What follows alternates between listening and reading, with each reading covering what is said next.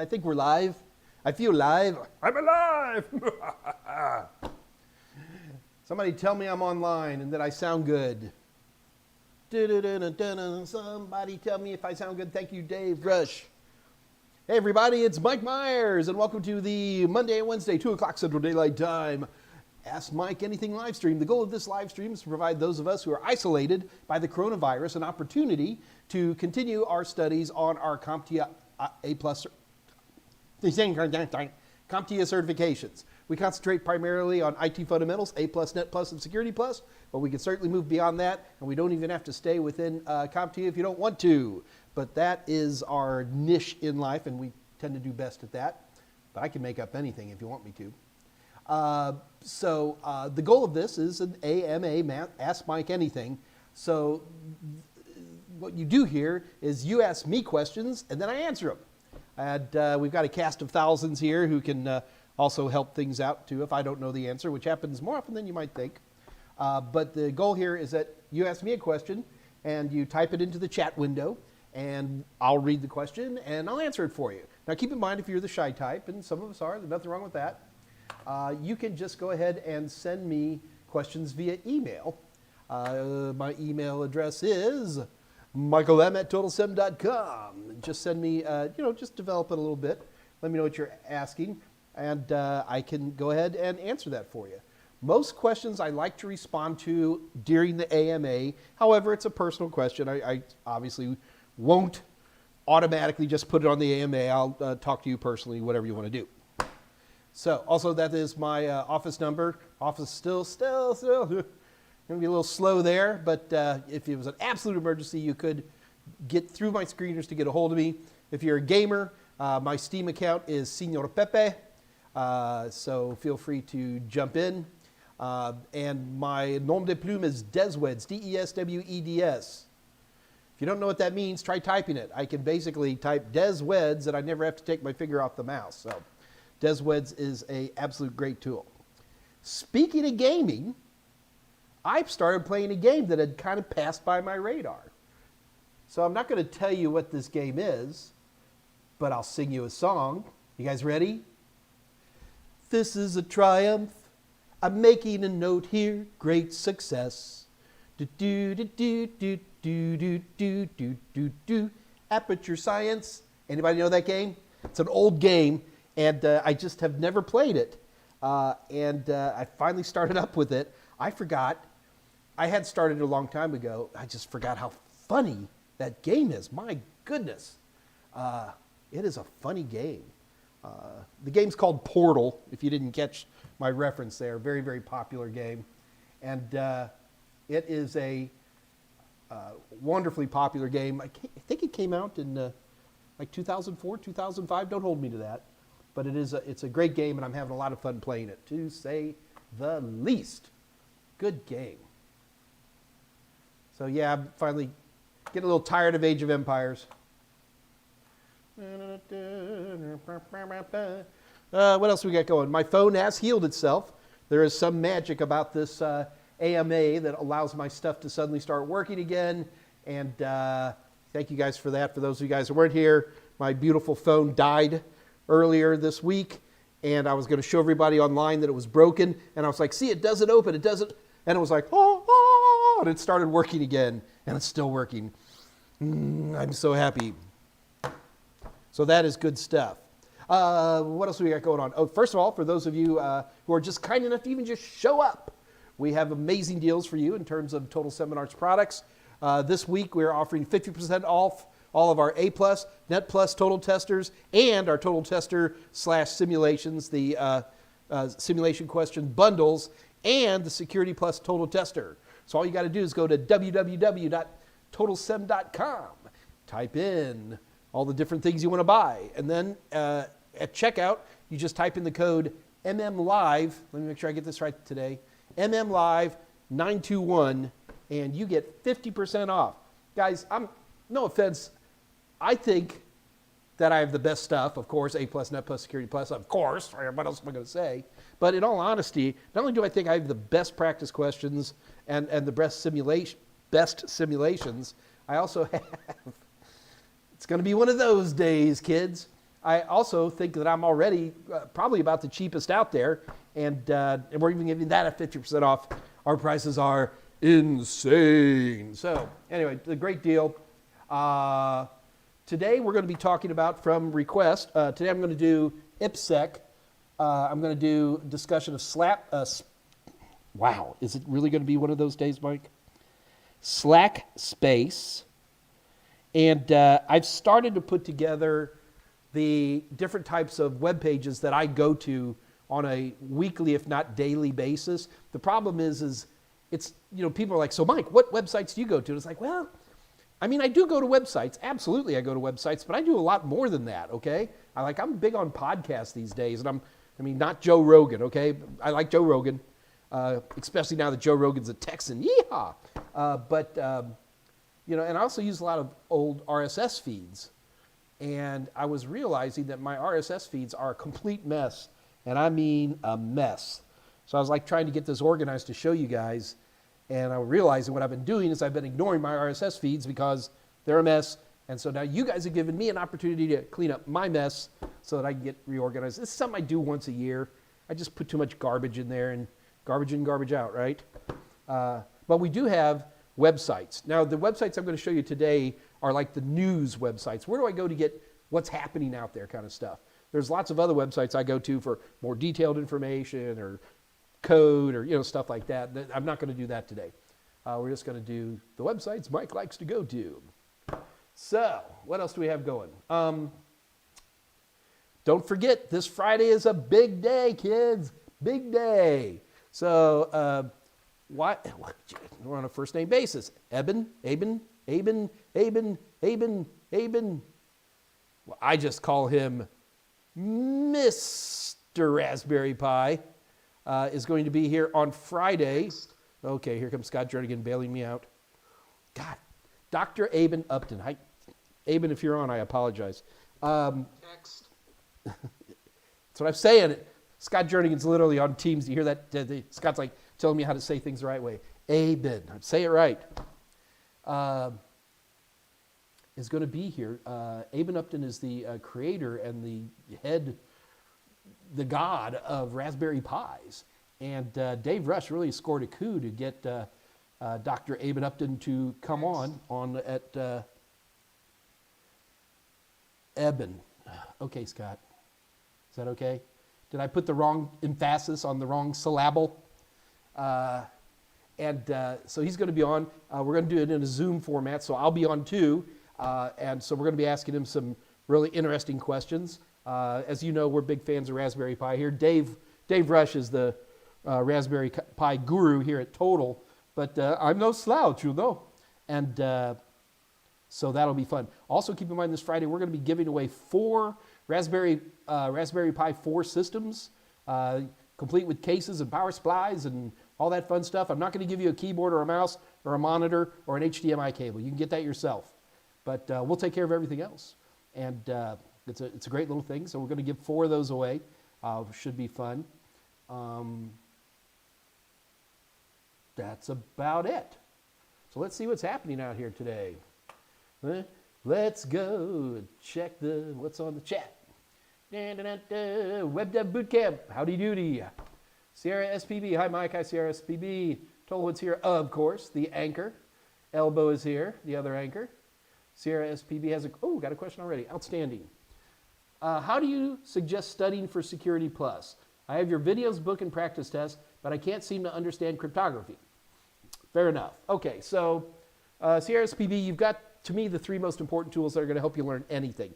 And not just my products, but if you're taking Microsoft or anything in terms of IT certification, you should have videos, you should have a book, and you should have practice questions. Those 3 things together make it work. But from there, you have to make your own choices. Are you a reader? Are you a kinesthetic? Do you like video? I mean, where do you go? How do you like to study?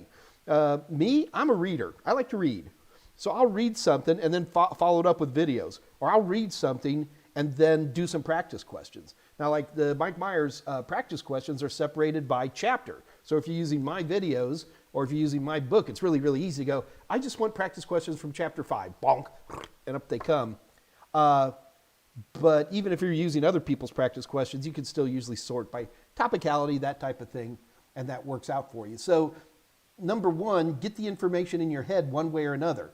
The other thing that's important, you can put a place mark in a book, you can pause a video.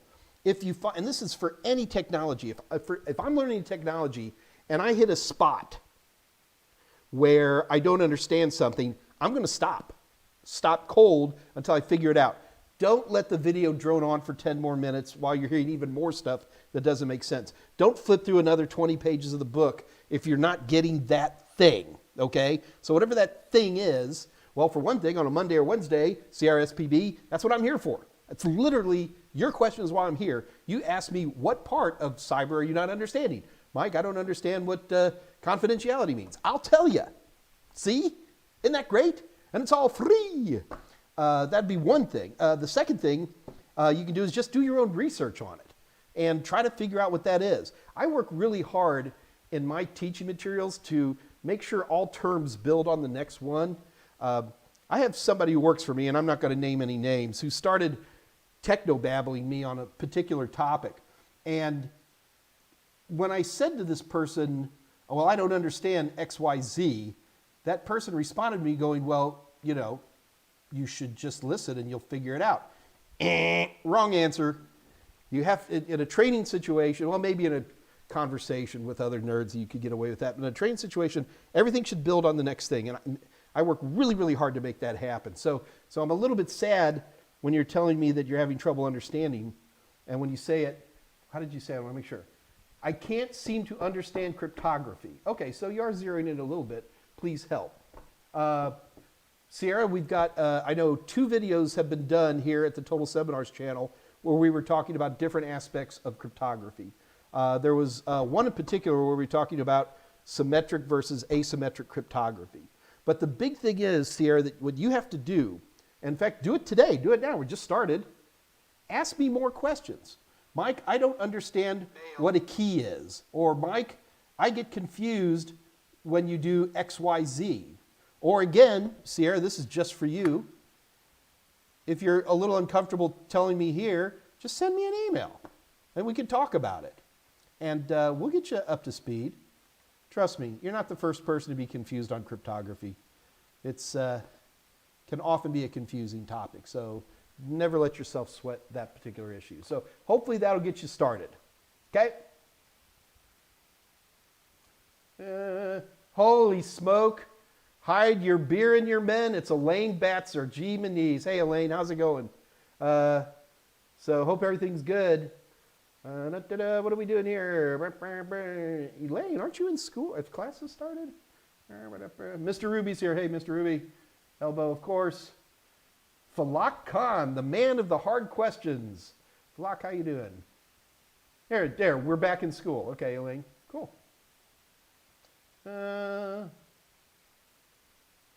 Elaine Batzer, I'm rolling around on the floor, hooking up power strips under the desk. I know that feeling.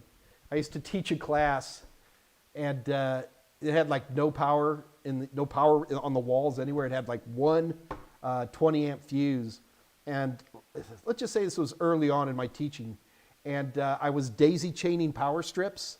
So there'd be like power strip, power strip, power strip, power strip, and each one's daisy chained to the next. And the mistake I made is to have a tall guy stand on the end, and he just leaned like this, and bunk, hits the power strip, everybody goes out. Yeah, good days. I was also, I taught another class, and this is a long time ago, in a hotel.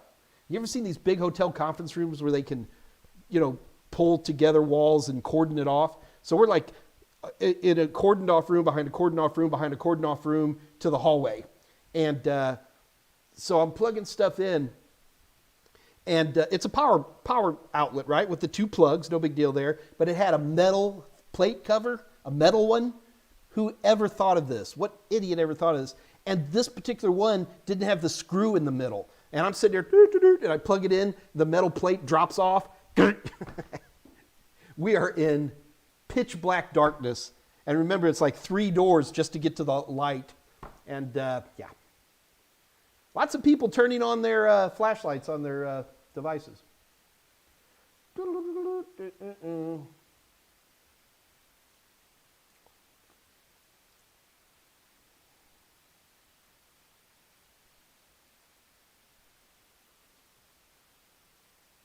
Falak, what?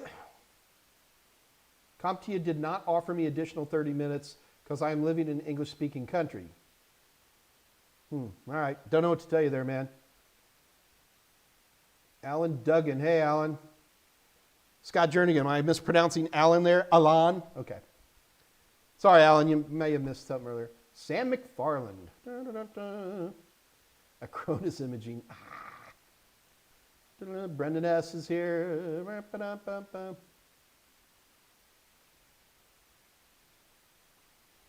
Just looking for questions.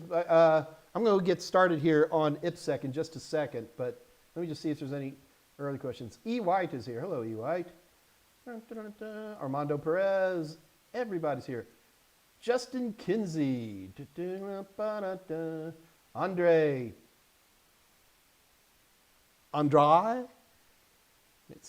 Come on, Scott. Giving me trouble about pronunciations.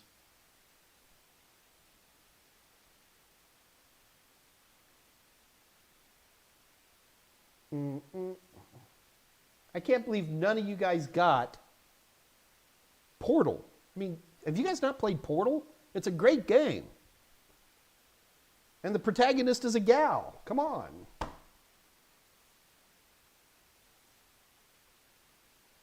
Okay, now you guys are going to make me look it up on YouTube. YouTube.com. Scott hated Portal. That says a lot.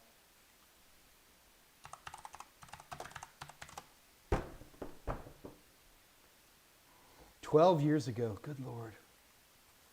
I'm not going to play it. Not going to play it. There you guys go. I'm going to put a link up for you for the Portal song. And you buy a big gun for the people who are still alive. There we go. All right, Oscurd, I'll do a giveaway just for you. You know why? Because you're a pain in the rear end and you ask every time. I'm going to dedicate this first giveaway to Asgard. Just because he makes me say that name every time he logs in. Eric Crenshaw, hey man. Choco Taco, what is like old home week here? I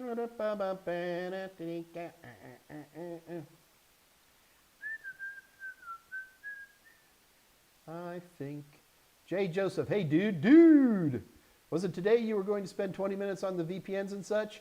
Jay, we're going to spend 20 minutes or maybe a little more than that on IPSec, which is a VPN, really. I mean, there's a lot more to IPSec than VPN, but that's what most people use it for. We're also going to do Slack Space today, and we're going to demo some of the websites I like to go to for, oh, there, see, I already said I spoke too soon.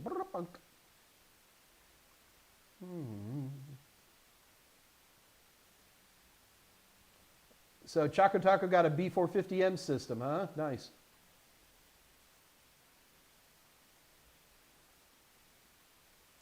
Eric Crenshaw, is the CCNP security worth the time if I'm getting CompTIA secure? Endgame is certified ethical hacker. Huh. I think CCNP security has a real place.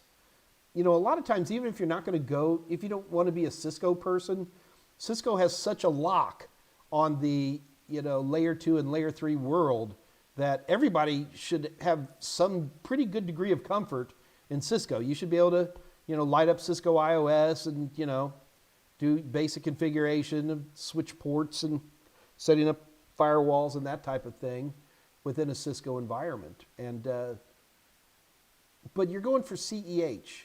Man, I don't think you can ever have too much Cisco, no matter what you're doing in life. If you're a network person, we use it all the time. Even the Security Plus has Cisco-ish like questions. Did I really miss that? Scott Jernigan just told me Hakeem passed his A+. Where is that? Oh, there he is. Holy smoke. Hakeem, big round of applause to you, my brother. Passing the A+. Well done, sir.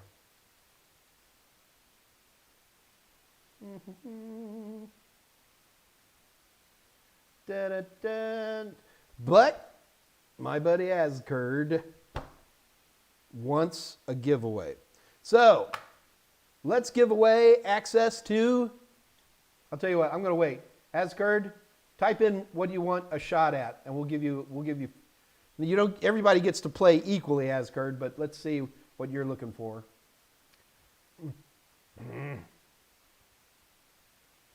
Looking for questions. Lots of @ signs. Mike skips the @ signs.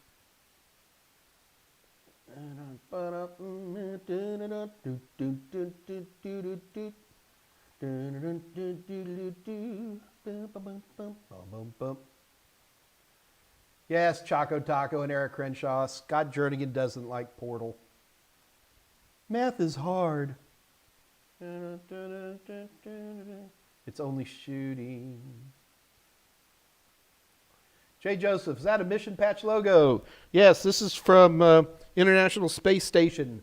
Increment 55. A friend of mine is the lead ops planner on this, was the lead ops planner on this increment. An increment is when 3 astronauts go up until they come back down. That time period, which is either 3 or 6 months, usually is an increment. And my buddy Melissa was actually running the operations planning. They keep track of what's happening on the space station. Who should be doing what and when. So I asked her once what her job was, and she says, I play Tetris, but it's 2 years high. So yeah. Jay Joseph, you should apply. NASA's always looking for good folks, and they have a lot of demand. You'd be surprised. I'm not going to say it's easy to get in anything like that, but they're looking for you. You have to have a 4-year degree. Don't even bother if you don't have a 4-year degree. But yeah. Cyberdog, first-time viewer, long-time listener. Taking a break from Net Plus courses on Udemy. Nice to meet you. Nice to meet you, Cyberdog. Cyberdog. Man, it's hot in here. Excuse me, I'm going to program my Nest thermometer here to cool it off a little bit because I'm melting. How can you not love the ability to change your thermostat from your phone? Oh, and I know you guys are all worried. The tropical storm Beta passed, and now it's just a tropical depression, and now it's just kind of sad out there and gray. Got a little wet, but that's about it. We're Texans. We're Southern Texans. We're used to it.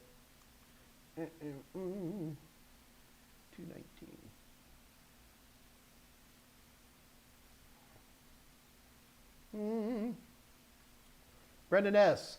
2:20 p.m. Hey, Mike, I just want to... COVID. Kool-Aid. Hey, Mike, I just want to say it. I'm really happy with the... Oh, okay. Yeah, thanks. All right. Thank you, Brendan S. Always appreciate that.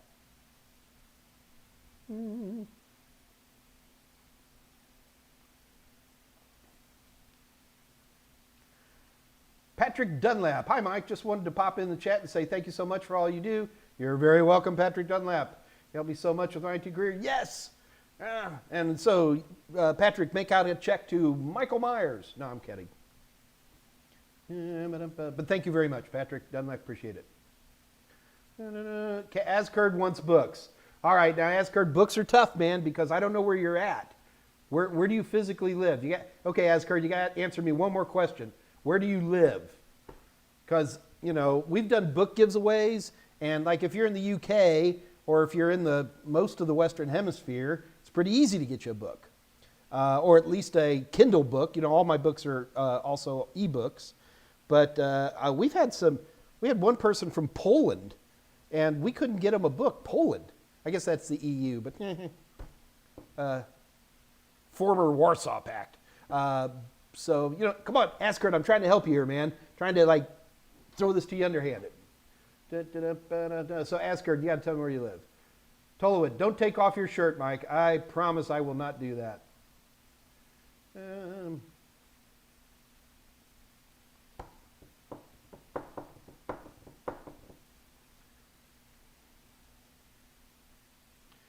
So Eric Crenshaw, I'm actually leaving HVAC to jump into IT. Dude, man, I got to tell you, if I was going to be getting out, I wouldn't get out of HVAC. I would just get into the IT aspect of HVAC. I mean, that's huge, huge business.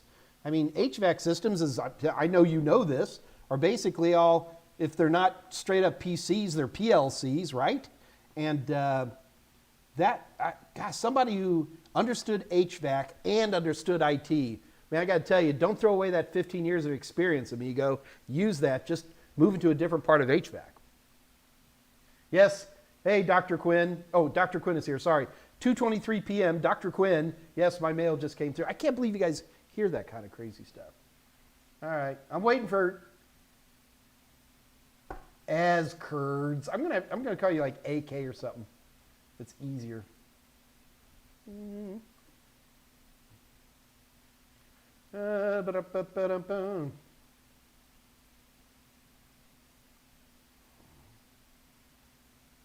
Brendan S., would you suggest that I leave my BA degree on my even applying?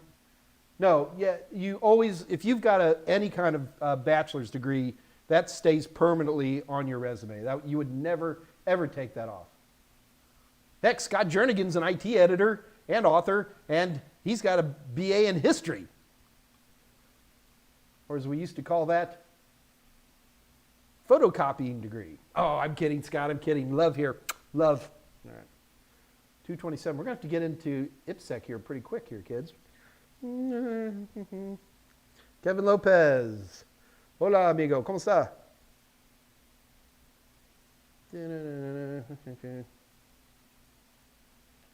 Yours is history also, Brendan.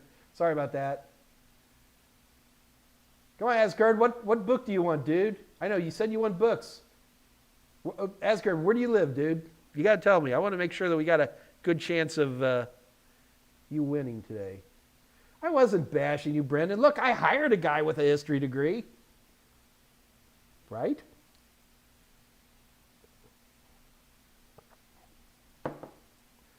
All right, John, you're here, so we can get started.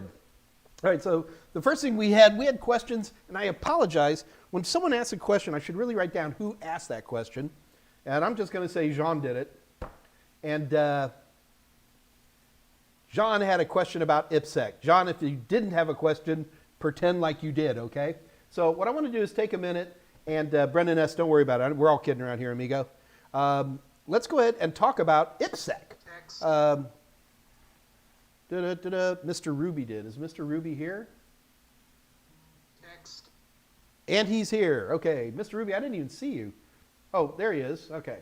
Let's talk about IPSec. You guys ready? All right.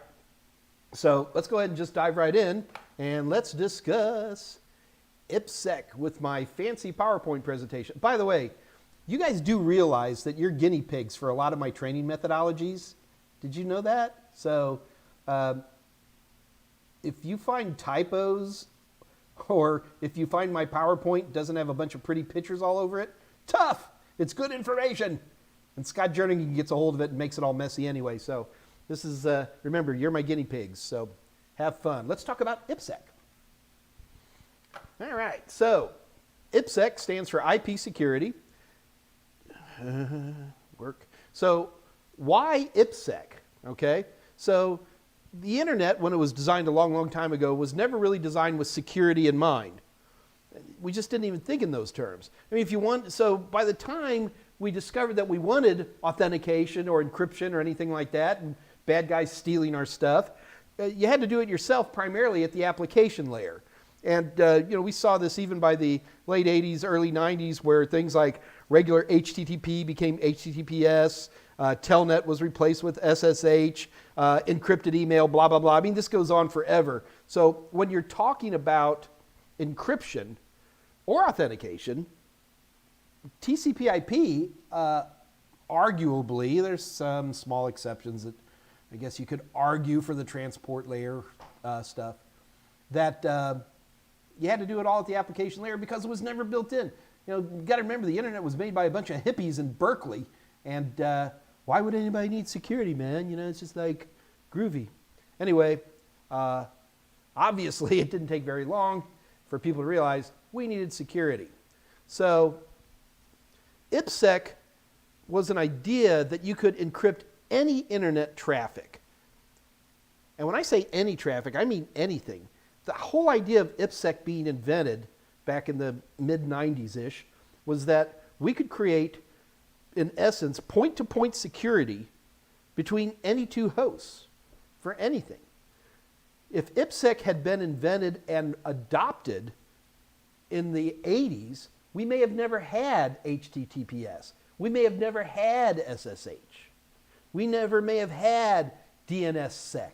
We may have never had, you get the idea? But it didn't work out that way, okay? And I'll explain why here in a minute. But first of all, understand that the primary goal of IPSec, more than anything else, was to take all of the security away and just do it all at layer 3. Everybody was going to be completely secure. No, it didn't happen. We'll get to that. All right. Doop-a-doo. All right, so let's take a look at IPSec real quick. So when the elders of the internet to develop the idea, the elders of the internet went through like hundreds of iterations to come up with this layer 3 authentication and encryption standard, which became IPSec. IPSec was introduced in 1995. I am not going to pull up RFCs. Nobody cares about RFCs except me and like 3 other people on Earth. So I'm not going to list the RFCs, but it was like 1993 to 1995-ish when it was being first introduced. So IPSec allows 2 nodes to connect securely. Now, the only thing is that it's any kind of nodes, any kind of traffic. However, IPSec really only got popular for VPNs.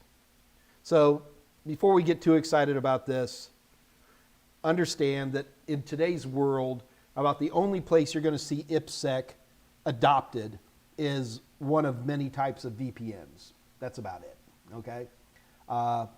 It could do more.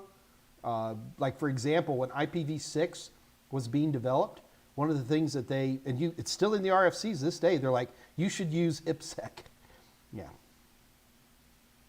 Imagine putting certificates like on every computer. Yeah, it was okay. It had its troubles, okay? So it didn't really happen. All right, so let's take a look at the parts that make IPSec what it is. So there's 3 pieces. Number 1, you have the security associations that handle the key exchange. It looks a lot like TLS, to be honest with you. Number 2, you're going to have authentication headers, and those just verify that the packet integrity, okay? And then number 3, you're going to have encapsulating security payloads, ESP, and they do actually the actual encryption of the IPSec. All right. So developers pick and choose these pieces to make IPSec based on what the type of connection they want to use. These 3 things that I have described, yet not actually shown you yet, you don't have to use all 3. Most people do, but you don't have to. And depending on what you want to do. You've got to remember, IPSec was designed for a lot more than VPNs. I mean, the whole idea behind IPSec is that, you just had 2 Windows computers connecting. You could have that all done securely. As a matter of fact, Windows supports IPSec beautifully. And sorry, I'm looking at people's got notes coming away.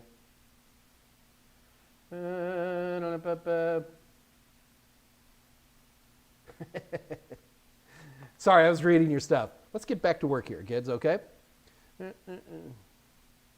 All right, so let's go through each one of these pieces in more detail so you understand what they are. All right, so first of all, let's talk about security associations. Look, if you're going to encrypt or authenticate stuff, you need to provide methods to perform the authentication and to exchange keys. Just like you need key exchange for TLS or whatever it is, this is all built into the IPSec protocol. And it's actually not IPSec. To be technically correct, IPSec uses what's called ISAKEP, Internet Security Association and Key Management Protocol. And basically, this is just a way for any 2 devices to negotiate with each other to say how they want to authenticate and exchange keys.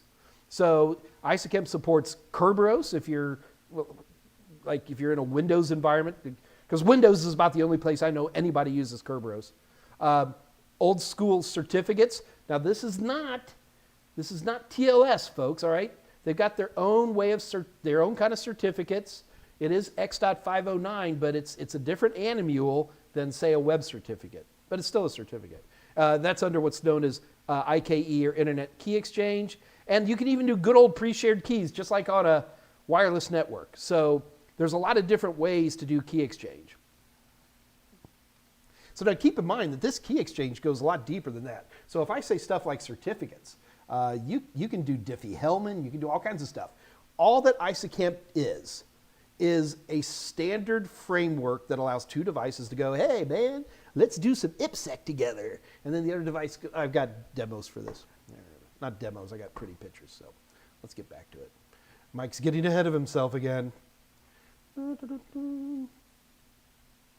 right, so I've got two devices here. Now, if you take a look at this, these look like computers, right? But they don't have to be computers, guys. It could be two routers, or it could be two computers, or it could be a laptop in Denver airport trying to talk to a router back at the house. Don't let the fact that I've made two icons that look like computers here make you think that the only way IPSec is going to work is if there's two computers. It is incredibly flexible, and if there are two boxes that can store a TCP IP stack in it, probably IPSec will work on them, okay? So anyway, let's just kind of go through the idea of how the key exchange starts off. So basically what happens is one device is going to go, hey, can I connect to you with IPSec? The other device is going to, well, if it knows how to speak IPSec, it's going to go, sure, but in this case, it's only going to say, I only do a pre-shared key.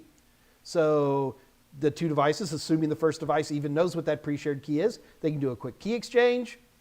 And then once the key exchange is in there, it's going to say, do you want to use authentication headers? Do you want to use ESP? Do you want to use both? And then the other guy decides, they negotiate, in this case, they're going to use both, and then the data starts moving back and forth, happy, happy.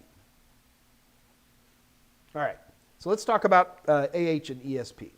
So AH and ESP, they can work together, or they can work alone. Now, we don't usually talk about, oh, are you using AH or ESP? We talk about modes, okay? So there are two big modes, and this will actually show up on Security Plus, maybe Network Plus too. Hold on. It shows up on Network Plus and maybe Security Plus. So first of all, there's tunnel mode. Tunnel mode creates an encrypted tunnel. So this is by far the most overwhelmingly common mode that anybody uses IPSec for. So it's usually gateway to gateway or client to gateway. So can you say VPN? Because honestly, if you're going to be using IPSec in tunnel mode, you're probably doing a VPN because it does it great. What freaks people out is like, well, Mike, you know, I do a VPN here at the house so I can hook into the Tor network so I can go to, you know, inappropriate websites and use Bitcoins to buy. That's not what we're talking about here, guys. It's not what we're talking about. I guess technically you could do that.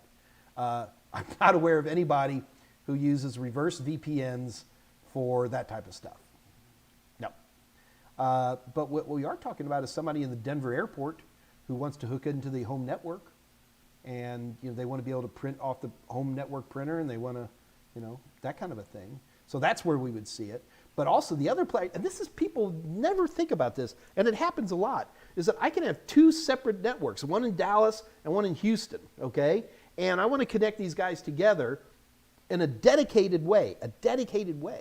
And I don't want to spend, you know, $35,000 a month for a dedicated OC3 line running along I-45 from Dallas to Denver. I live in Houston, Dallas to Houston. So we use VPN, but in this case, it's used like a dedicated connection. Now, you know, you could add some other features to that, but the big thing is you end up having two routers that are IPSec VPN capable, and you configure these two guys to talk to each other. Next thing you know, they're in Houston, and you open up my network, and you can see all the computers in Dallas, assuming we got it configured that way. You understand? All right, so I just get nervous about you young kids thinking that a VPN is just Tor or something like that. It's a lot more than that.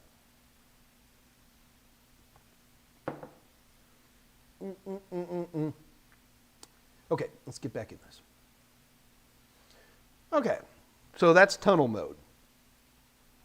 Now the other way to do it is called transport mode. I have not seen transport mode used in the real world in around 10 years. That doesn't mean it's not out there, guys, but I'm just telling you Mike Meyers hasn't seen it, and I think that says something.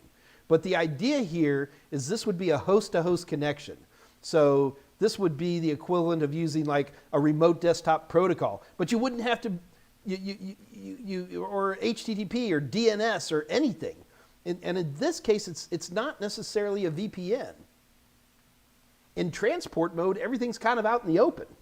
So people can see what you're doing, but they can't mess with it. For example, if you had a man-in-the-middle attack of some kind, because of transport mode, it uses authentication headers and checks the integrity of the packets that are going back and forth. So yeah, other people can see it, but they can't jack with it. Does that help?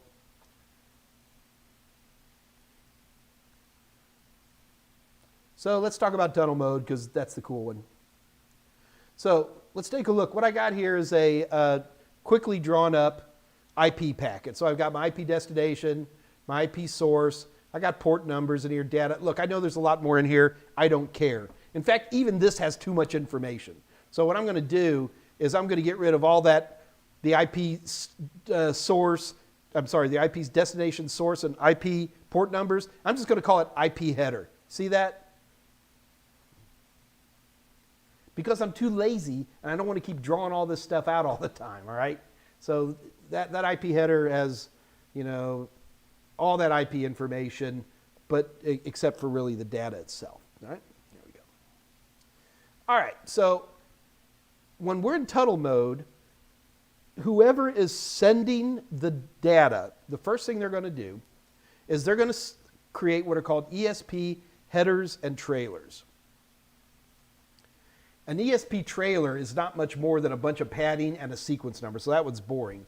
The ESP header is going to contain a unique identifier for that session. It's going to, there's one other thing it contains. We're already a lot deeper than NetPlus or SecurityPlus are ever going to ask, guys. We're already way below there, so I'm not in a big panic that I don't remember exactly what goes into an ESP header. But the bottom line is that the ESP header does a very, very important job, and that is the ESP header is used with the key that was already exchanged and whatever algorithm you guys had negotiated, and it actually encrypts all of this. Got that? So everything's encrypted except for the ESP header itself. Then we put in what's the authentication header. Now, the authentication header, what that's going to do, it doesn't encrypt, it just authenticates. So basically, we're going to go ahead and put a tunnel IP address. Hold on a minute. Guys, remember, this is a tunnel. We have an encrypted packet in a packet. So what's going to happen is, let's say we're using 2 VPN routers. As you talk to the first one, that VPN router is doing all this stuff I'm talking about, okay? But then it's going to use a different IP range, usually its own IP address. And just like any other VPN where you have a tunnel, you have an IP packet and an IP packet. Are we okay with that? All right. And so that internal IP address could possibly be like for your internal network, okay? And then the external IP address is going to be whatever transverses it through the internet. Don't confuse this with NAT. In fact, IPSec usually has a lot of trouble with NAT, okay? So it's a little bit bigger than that. All right. All right, so anyway, the next thing it's going to do is that it's going to, there we go. So it's going to take a look at all of this information, and the authentication header is going to sign it and basically say, yep, everything's good. The nice part is now, it's not really a signature, it's more like a hash. The hash, when it gets to the other system, it's going to be able to make sure nobody's jacked with that packet. Okay.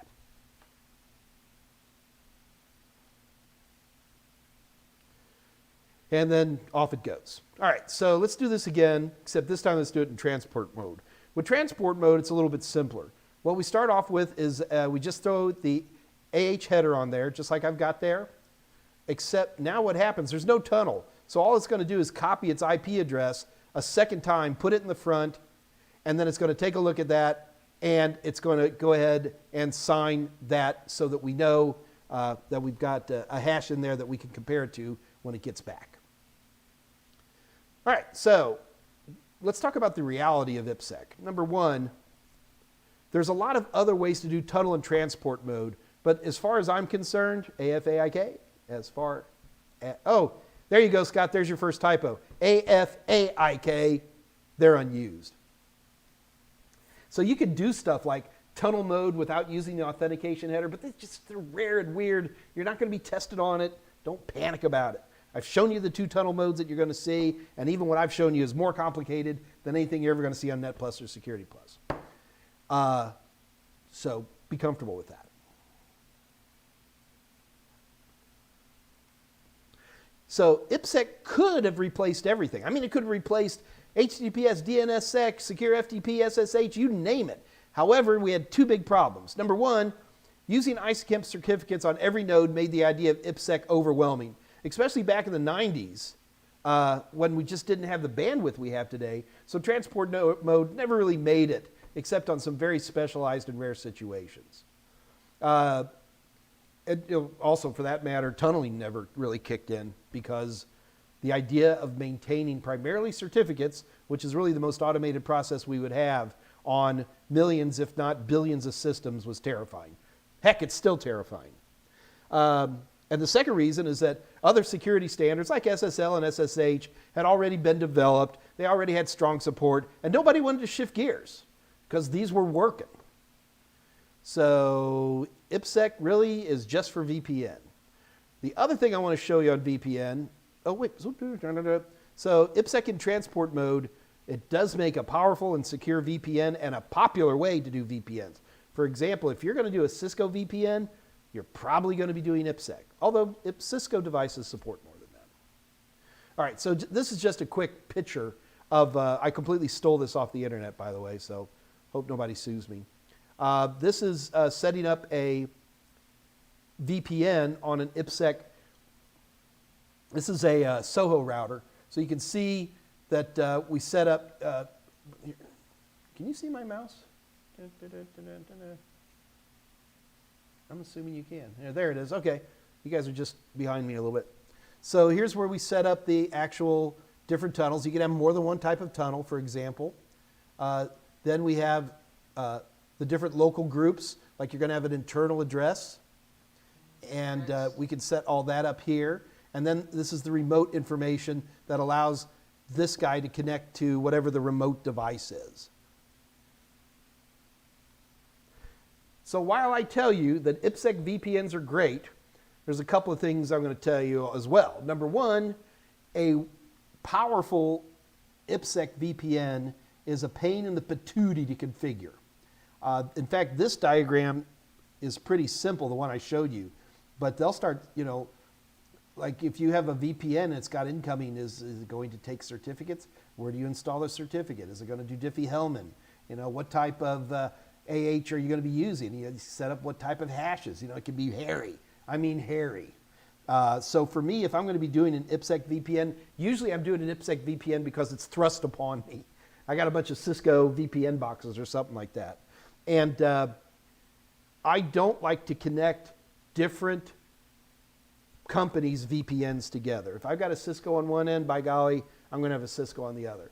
The only exception to that is if I'm setting up a VPN endpoint that individual people can dial in on,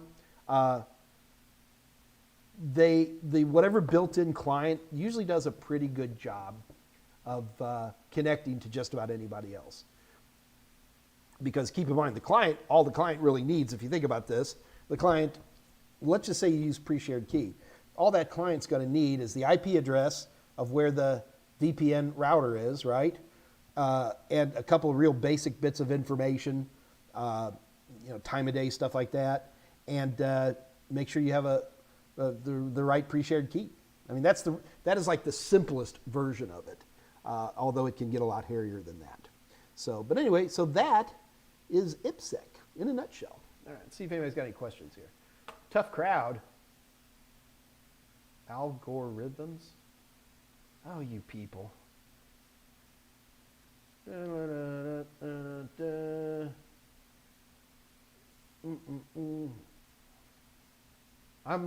Nobody has any questions. Am I that good? Am I that good? I think I am. The ancient ones. Elders of the internet. Oh, good Lord.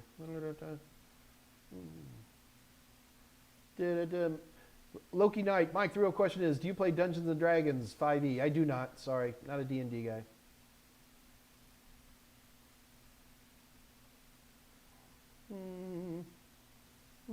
Just looking for questions. You guys are easy. Next. All right.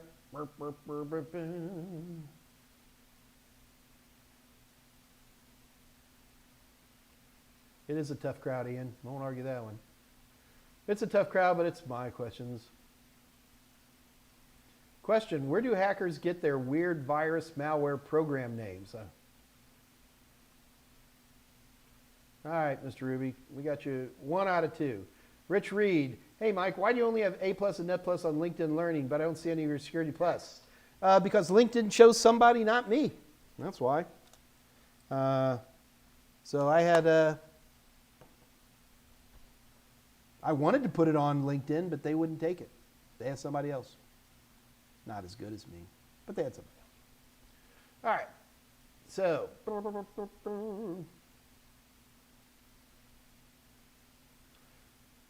Jean Dorval, how do you know for sure you have a false positive when dealing with malware? You don't. I mean, that's the problem, right?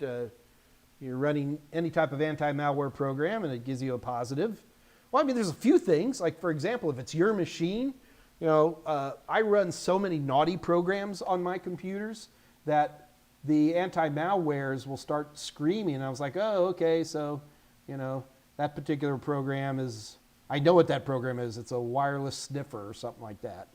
You know, those types. Cain and Abel, yeah, they don't like that one. So that's one thing. But the right answer is, Jean, is you don't know. And that's why a lot of people make very strong arguments for using more than one anti-malware program. Well, the other nice thing is if you do get a false positive, then all you have to do is quarantine it, right? You don't have to go wiping it all out. Pretty much all anti-malware does a quarantine. Run the quarantine, see what all of a sudden doesn't work. That might be a clue too.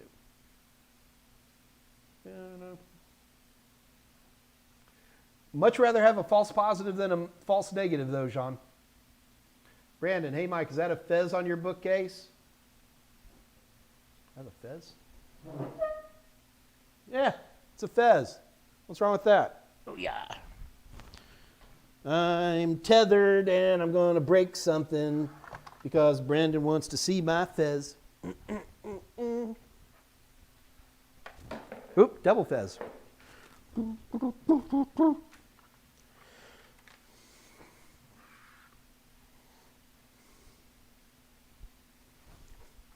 Better? All right. So I would like to see the letters of transit, Rick. If you get that quote, you're my friend for a week. Ian Camacho, Mike, what test scores did you get on your IT? Oh, Ian, if I even knew. Ian, you know how many times I've taken the IT Fundamentals A+, Net+, and Security+? I've taken it many, many, many times. The best score I ever got on A+ was like an 860. And I was really trying to ace it. So I'm sure that CompTIA didn't answer that one question right. Chris with a K, what's your best advice on overcoming imposter syndrome? Just roll with it, man. Chris, I'm assuming that's a silly question. Casablanca, nice flower pot. Yes, thank you, David Rush. Good for you. Casablanca. Justin Kinsey, what did you miss? Nothing other than the free money. Elbow, I've only had one time a virus. I'm sure I had, and 2 different answers. Didn't catch it.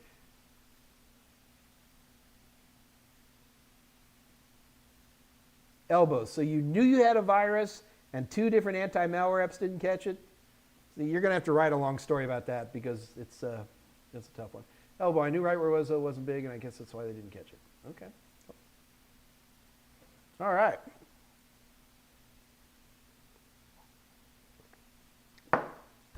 That was fun.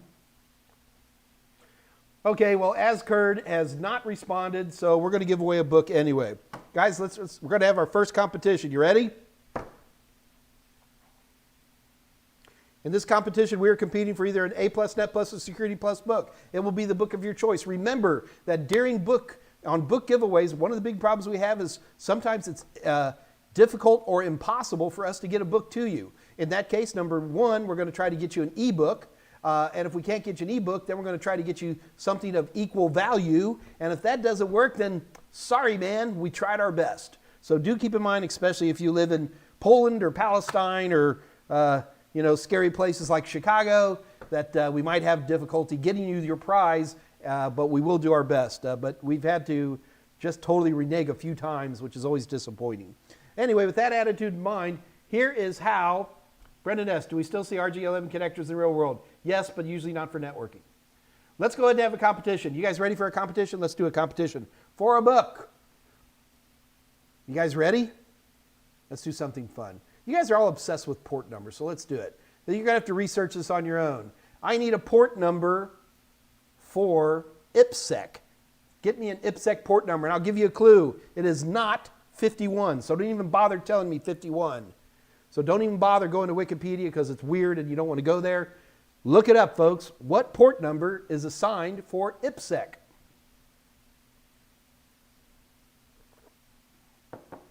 Not 51, Tolowit.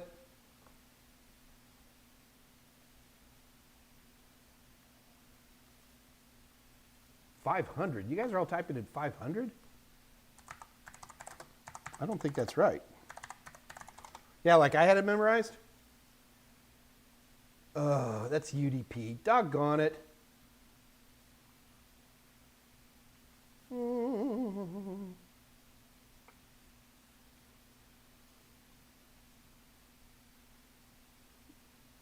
No, it's not 50 and 50.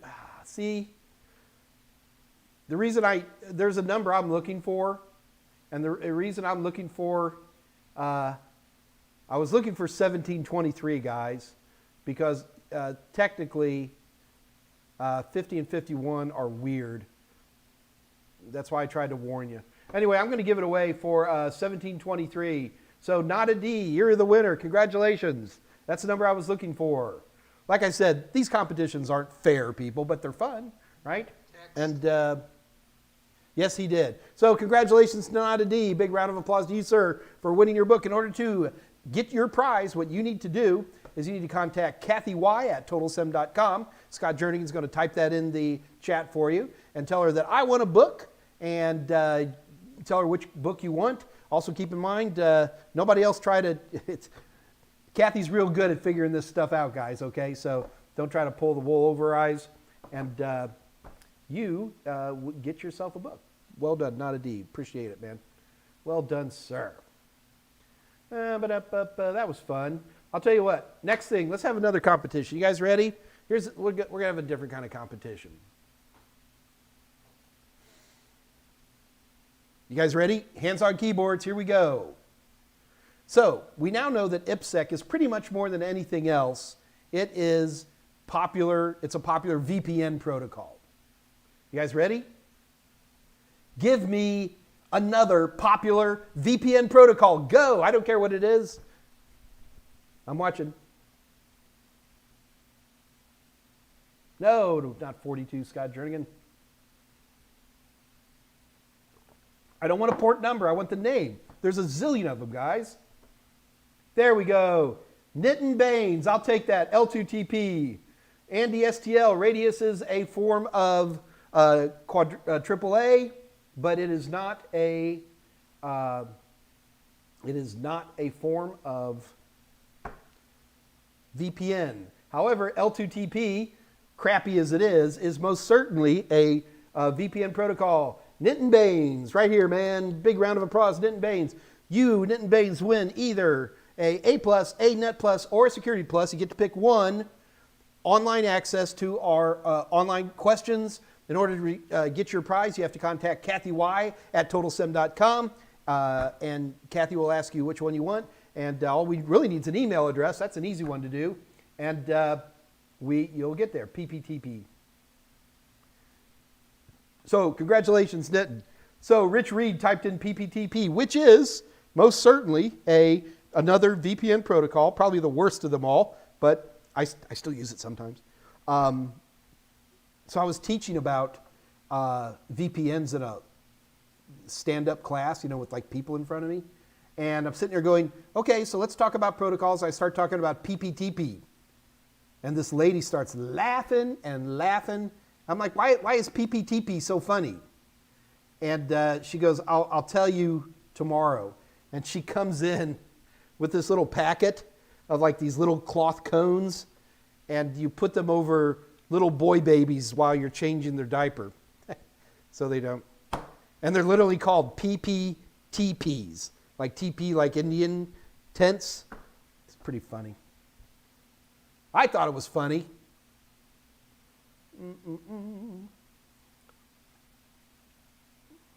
So I hope you guys are kidding. Like Alan, IKE v2, that would be a key exchange protocol.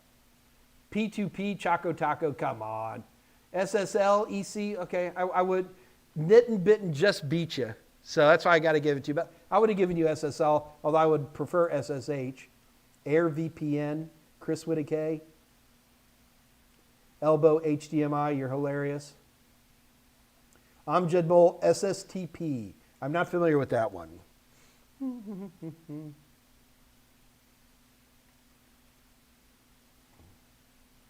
Layer 2 tunneling protocol. Yeah, no, L2TP would have worked on. L2PT. Justin Kinney's like, my fingers.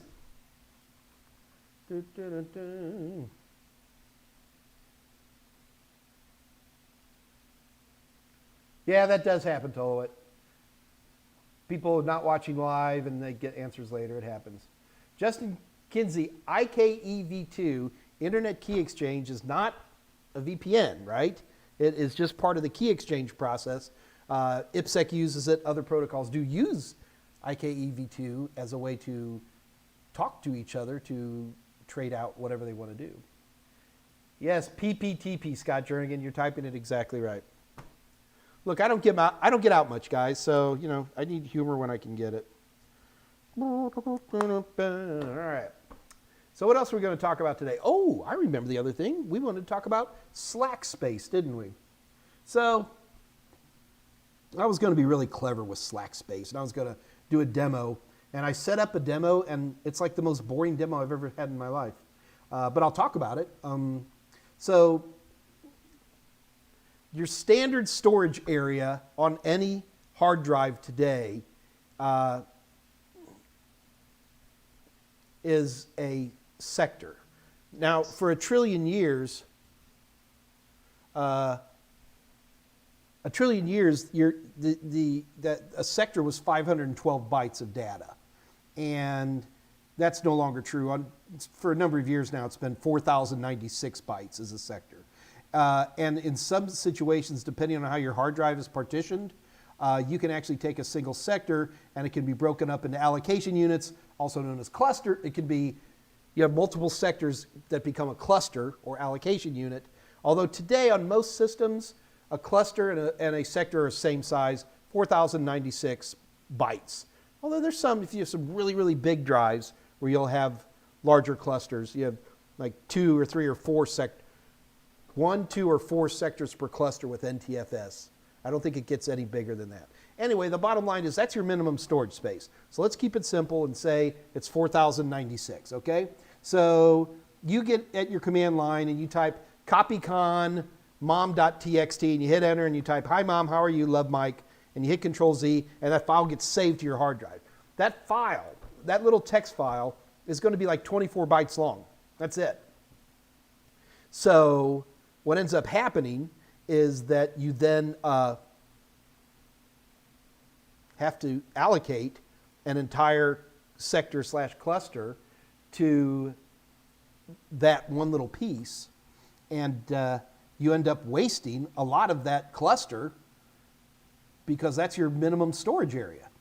So even though your data is only 24 bytes, you've allocated, in this particular case, 4,096 bytes. So all of that leftover space, which is never going to be used, ever, in any way, is known as slack space, okay? Now, you don't want to confuse slack space with unallocated space. Unallocated space is just parts of your drive that are open for use but aren't yet being used, whereas allocated space is the space that's actually being used by something. So within that one sector of the 4,096, that one little bit where you actually have, dear mom, how are you? I'm fine, love Mike. You actually have data in there. That's allocated space. That's it. So you're like, okay, why do we want to talk about this other than somebody asking me that question? And the answer is that naughty people can put data into that space. And on most operating systems, there is no default tool which allows you to see that. You can't type dir and see it. There's no special Norton's Utilities thing that'll let you go in there and say, oh, somebody's using my slack space. Which makes it a really great place to put stuff, right? And so I was actually trying to find a Windows utility where I could like take an image and shove it into the slack space. I couldn't find one. Found a bunch of them in Linux. One's called BMAP, B-M-A-P. And I had a nice demo set up for it. It was like boring. So it's like, give me a file name. So you would type in bmap-slack mom.txt and hit enter, and it would allocate it into slack space automatically. So in essence, BMAP is its own little file system, really, because it has to keep track of where all the data it puts, right? So that was cool. The downside to slack space is that you would probably stop me. If I was looking on your system and I didn't know you were a great nerd, it's really hard because there's not like one utility to use slack space. There's all these different types of tools. There's probably about 40 different types of Linux tools that allow you to use slack space, okay? The downside is that any good forensic software, like in the FBI, they would use a program called ENCASE, E-N-C-A-S-E, and the other one was called FTK. Those two forensics tools are what most forensics examiners use to look at bad guy hard drives. It's like Dog Day walking past the front of my house today.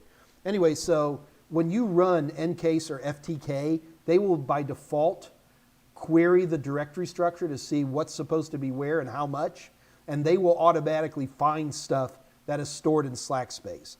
So if you got somebody big mad at you, like law enforcement, and they're doing forensics on you, they will find it, pretty much guaranteed.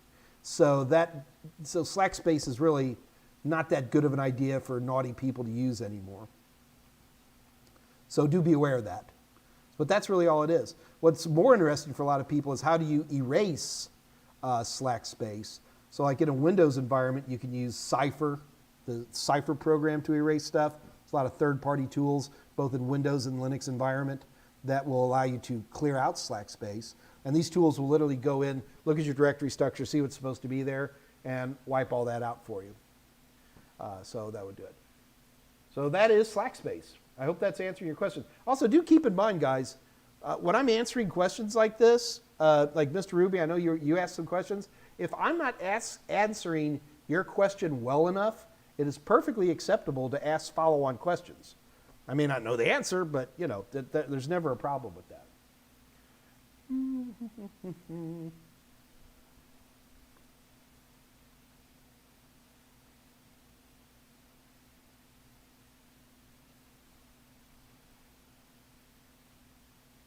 Mike, on your Total SEM 501 Security Plus exam, if you score 85, yes. Yeah, Andy STL, if you're getting 85s on the Security Plus, you should schedule your exam. Well, you guys don't like my hat? I like it. You should see the rest of the outfit. I'm kidding.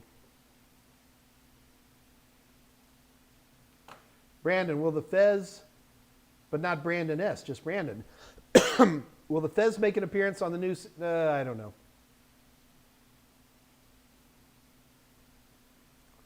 You're using your phone? Good Lord. Now, I wear this Fez. I always think of Will Ferrell from Austin Powers. Oh, yes, I think my legs are definitely broken. Pretty funny.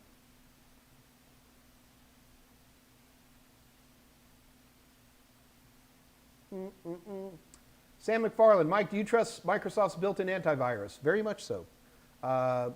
In fact, on most of my systems, that is my only thing I use. I use third-party anti-malwares mainly because I want to check them from time to time. And they're usually on bootable media. I usually don't install things on my individual systems in terms of third-party. I use bootable media so I can clean the entire system in one shot. Elbow, wait, you press Control-Z and it saves? Yes, it does. In Windows, it does. Brandon, they probably... Oh, the great Mike Strami. Didn't I have I had a turban for that, not this thing. Still got that turban, by the way. Ian Camacho, how do you get into forensics? How do you get into forensics? So you guys know Ian works for me, so I'm trying to figure out why he's asking these questions. All right. It's easier to get into forensics than you think. It's really hard work. To me, forensics is like I don't know, pick a terrible job, the kitchen donkeys of security, because you're grabbing hard drives. Usually it's law enforcement. It's not just law enforcement. Lots of people do private sector forensics, but most of the time you're running NCASE or FTK. Those two programs pretty much own the forensics world, and you're typing in a few criteria, but you have pre-made templates. I want to find porn, and I want to find Excel spreadsheets, and I'm going to look in the Slack space, look here, look there, look here. You press a button, and you sit there smoking a cigarette, waiting for the thing to run. And, depending on how big the drive image is, because you're usually not doing it on the drive itself, a few hours to a few days. A lot of documentation. I know for a fact that, for example, here in the United States, the Federal Bureau of Investigation hires people, don't have to have a college degree, but they hire people left and right, to do that kind of stuff. Contact your local Federal Bureau of Investigation Regional Computer Forensics Laboratory and talk to their human resources or their public-facing agent, and they'll get you pointed in the right spot. Ian Camacho, commit a crime. That would work. Justin Kinsey, is unallocated space the same as part of the drive not assigned to a file system? Oh. Okay, yeah, there is another way to look at unallocated space. Justin, you're absolutely right. If you had a hard drive that you had partitioned, but you had unpartitioned, yeah, absolutely. That would also be an example of unallocated space. Good for you, man. Keeping me honest. Thank you, Justin.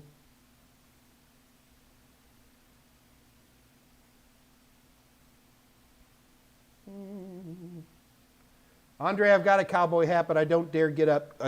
My tether only lets me go so far. Red TB3, do you have a little Shriner's card to go with the hat? Red TB3, it is interesting you bring that up because, like, all of our dads, like us old guys, our dads, maybe not your young guys, they were all parts of, like, fraternal organizations like Loyal Order of the Moose or Shriners or Odd Fellows, all these fraternal organizations. I've always felt that that was something that we as a group have missed out on. To have that clubhouse and the weird hat and the secret handshake, wearing aprons and marching around a room and all that stuff. But we should do it. So years ago, me and Scott Jernigan got together. We decided we were going to create our own fraternal organization. We were going to call it the Loyal Order of Solomon. And it never did quite take off the ground, but it's good. But anyway, one of the things we were going to do, so like here in Houston, we have the famous art car parade. And we were going to get a bunch of those little Shriners cars, and we were going to change it into the famous dead artist precision driving team. So like one person would be Vincent van Gogh, and you'd tape up his ear, and you'd paint the car like Starry Night. And another guy would be like Toulouse-Lautrec, and big black beard. Another guy be Andy Warhol. Get the idea? Always wanted to do that.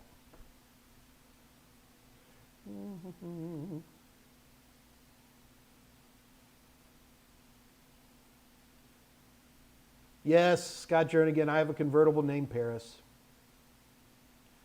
Time to give Ian a raise. Hell, I gave him a job. Kid ought to be happy. I hired a guy from California. Holy shamolians. He's pretty good, though. Patricia Grace, a relative gave me her old Windows XP home tower. I don't really parts right now. Suggestions on what to do with it? I don't know. Patricia, the fact that it's Windows XP home doesn't tell me much. I would be more interested in, what's the CPU and RAM in it? Patricia, open the thing up. Look on the motherboard. Try to find some kind of identifier. Usually most motherboards will have somewhere printed on fairly large what the model, the make and model of the motherboard is. I mean, if you've got some old first generation i7 processor, it's not going to be worth much unless you can get it to run. A lot of that stuff. When I get older, systems get older, I've actually got a pretty vast selection of CPUs and RAM. If you ever look on my books, sometimes if you see pictures of older stuff, we keep all those, but we break them down for parts. Oh, Ascurd has finally reappeared. Ascurd, where were you, dude? We were giving stuff away.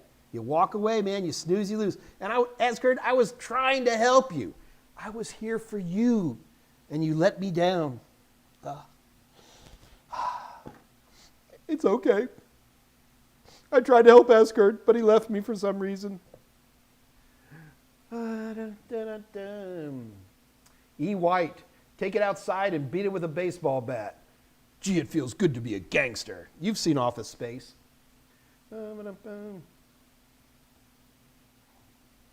Thomas Robinson, hey Mike, I hear in the near future computers will have no HHDs or SSDs, some advanced artificial technologies. Well, Thomas, I can tell you one thing, they're always going to have storage. If that storage is super small, solid state drive, solid state memory, well, we're hearing a lot of that these days, maybe. The lithium crystals, I don't know. Everything's stored on the cloud, I don't know. Won't be my stuff. See, Asgard, I'm sorry, I'm glad you had dinner. I did the giveaway for you. And you went and ate. I'm trying. Look at me, people. I'm giving, and I'm giving. Advanced artificial tech. I don't know what advanced artificial technologies are. And there's certainly a lot of AI. Shoot, man, you want to look at AI. Look at voice recognition. God, it blows me away. I've got a selection of voice recognition software dating from the early 90s. Kurzweiler voice. I don't even remember them all. Still in the box. I spent a lot of time, because I always thought it'd be easier to write books by dictating them. It's not, but yeah. But now voice recognition is unreal. Absolutely unreal. I'll tell you one thing that I have definitely watched and been blown away by is voice recognition. There's a lot of AI in there too.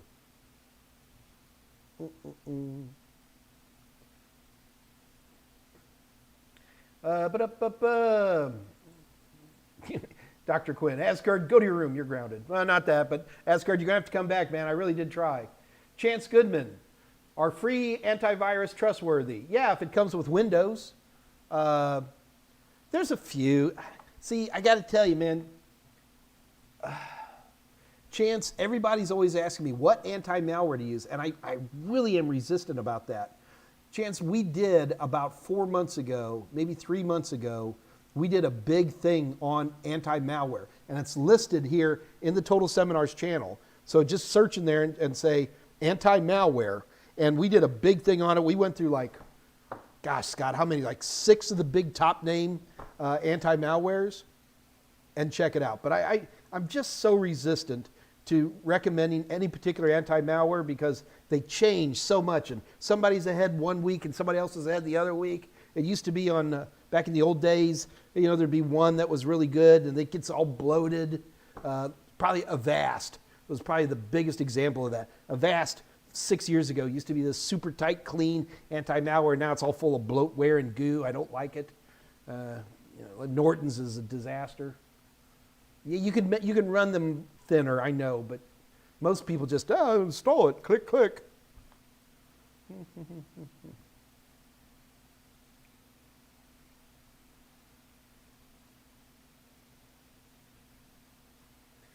Ian Camacho, what movies do you think are the most realistic in terms of depicting IT jobs?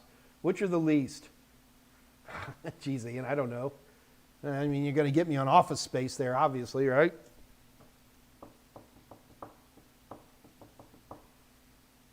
I'm going to have to think about that one, Ian. Sam McFarland, can you run Windows on a Raspberry Pi 4? I can't. Maybe let Dave Rush see if there's some kind of you got to remember, Windows is designed for an x86 architecture, and a Raspberry Pi is I can't believe I'm going blank. Somebody please remind me. The architecture for a Raspberry Pi is, someone's going to save me here in a minute. Mark Wheeler, is it useful information for an IT professional to know how to access the deep web, configure for, use VPN, etc.?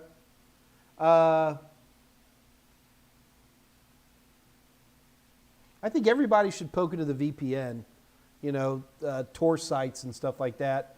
What I've discovered, the more I go into the deep web, the more bored I get. I thought it was going to be these dens of iniquity where you could buy cocaine with bitcoins, and no offense, but law enforcement stays on top of that stuff pretty aggressively. The real deep web, you and I and law enforcement don't get to, not very often. Most of those deep web type of sites, it's a matter of knowing somebody naughty to get into those.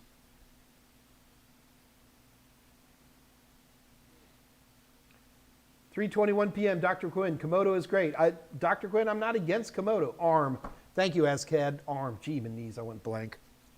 I like Komodo. I like Komodo. I'm just not going to get in that fight because everybody's right. It doesn't matter what you choose. We're all right. No bullies. Hey, no bullies. I'm a newbie to IT, but I've been an electrician for years. Great. I love electrician. Hey, man, I know what a traveler is, dude.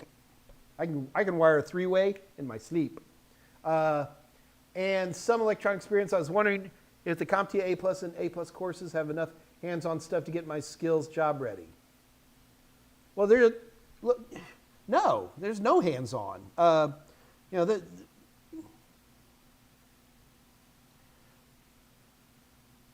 Certification courses, especially at these early levels, none of them provide much in the way of hands-on. You'd have to get into some fairly more advanced certifications where, and these are very expensive ones to take because you have to go someplace and start, plugging things in and configuring.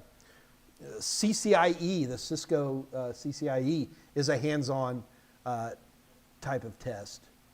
But no, this is always a big problem. In fact, CompTIA got in big trouble with the United States Army under the Department of Defense because they want everybody to be tested with hands-on. It's like, CompTIA is like, how do we do that for hundreds of millions of people? You know what I mean? Now, if you're talking about your own practice to get to play with things, you should go on Steam and take a look at PC Simulator. It's a game. It's a 3D game where you literally use real parts that you can buy on like Amazon, but you have a pretend Amazon where you buy parts and name brand stuff, Asus and stuff like that, Gigabyte, and you can put them all together in a 3D space, which is pretty cool. You have to remember to put all the electric wires in, and it's well done game that would actually help you on the A Plus, for example. Network Plus. I have some competitors, LabSim, for example, that does a pretty good hands-on, but the best hands-on is getting real equipment. And everybody has computers these days. So, as long as you're not taking a screwdriver to things, a lot of it is just recognizing, DisplayPort versus HDMI and what colors are your USB ports and You get a lot of great knowledge for just looking on the outside of a box or going to a screen. Don't even configure, just get to Device Manager. Take a look at Resource Monitor, just playing, getting on File Explorer and marching through the tree. That's real hands-on experience, at least in terms of understanding how to do that stuff.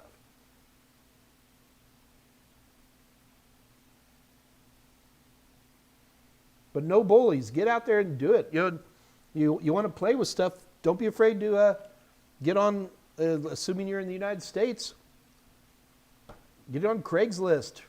Be shocked how much stuff people are giving away just to play.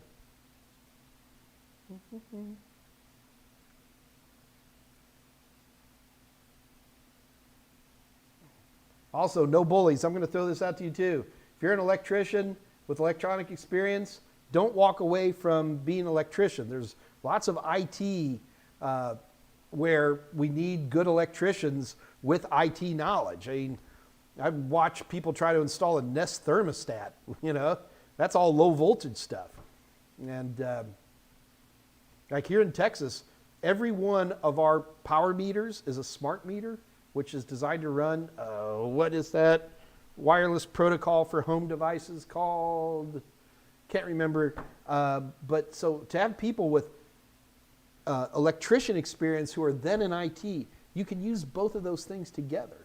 Don't throw away your experience just to get into computers. I'm assuming you did it for a while because you liked it, but now if you don't want to sit here and run pigtails all day, I understand that part, but get into IT aspects. Home automation, man, screaming interesting area these days.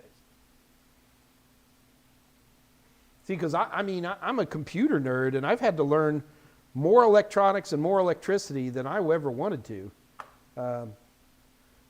What is a GFCI? I never really understood what that thing was until I started destroying things. I had to learn how to use a voltmeter, not because I wanted to become an electrician, but because all the stuff that I work on needs electricity. No bullies, you would be shocked how many computer people don't even understand what a watt is, They'll go buying, backup power supplies, and they'll sit there and say, in joules and stuff like that. They don't know what they're doing. You have good skills. Don't throw them away just because you want to get in IT. Use IT to build up those skills. Should I get off my soapbox? All right, how are we doing? 3:27. I got to do a run through of my stuff real quick.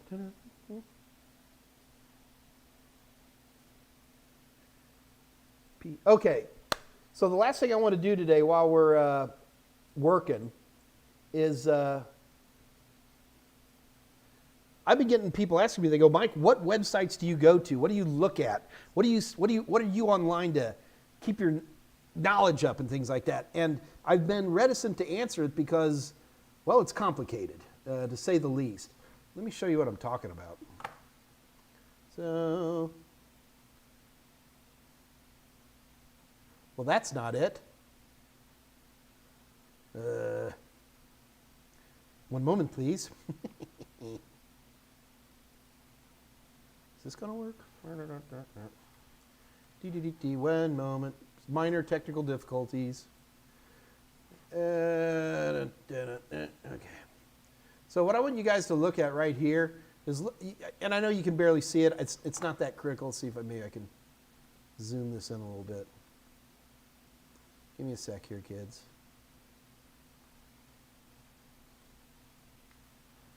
All right, so just look across the top of this, my browser, all right? And look at all of these. I don't think, do they show up? Yeah. These are sites I go to a lot, and this isn't even a complete list, okay? So the challenge I was running into, and people are like, well, Mike, what sites do you go to? I go to hundreds of them. And the other thing is, I don't just go to websites. I have RSS feeds.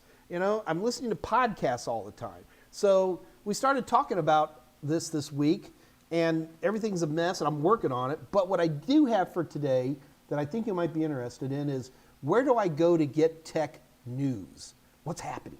So I do have a list that I like to go through, and I'm not sure any other way to do this. So what I'm going to do is I'm just going to cut and paste it. and I'm going to throw it up on the screen. Wait a minute, do I have it here?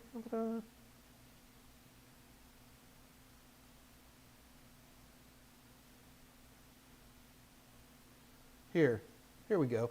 So what I got, this is just a little WordPad. So this is the main sites that I go to. You know what I'm going to do? I'm going to go ahead and, oops. I'm going to go ahead and cut and paste this and throw it right into the chat.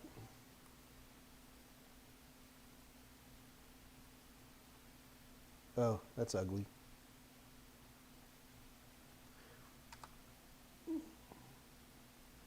Okay, that didn't work very well.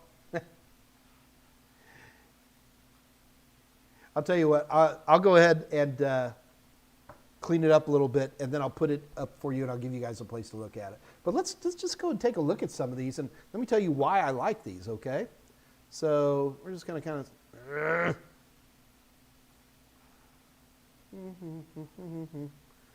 So let's just try a few of these.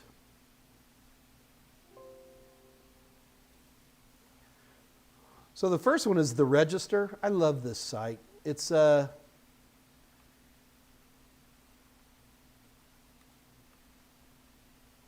on, let me make this a little bit smaller, kids.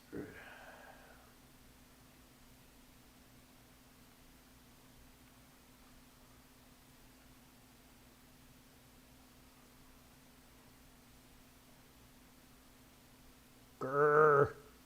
I hate computers. Isn't it funny when the computer nerd says that? I hate computers.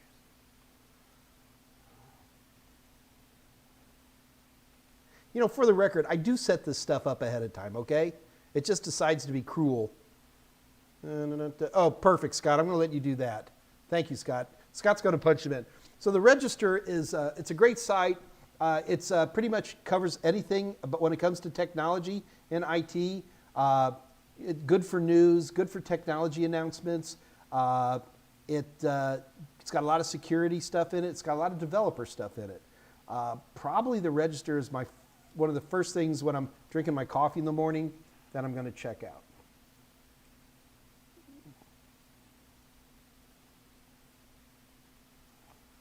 The next one is going to be Wired.com.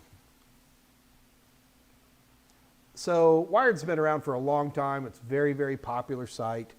I like Wired again. It's a little bit more mainstream, a little bit more consumer-based, a little more PC than I like, but it still has good information in it. Definitely covers security, and it's not afraid to get a little business kind of stuff into it. And, 179 people arrested on a dark web takedown. I have to read that later. That sounds interesting. So that's Wired.com. And the last one, and don't laugh at me, but I like this one a lot.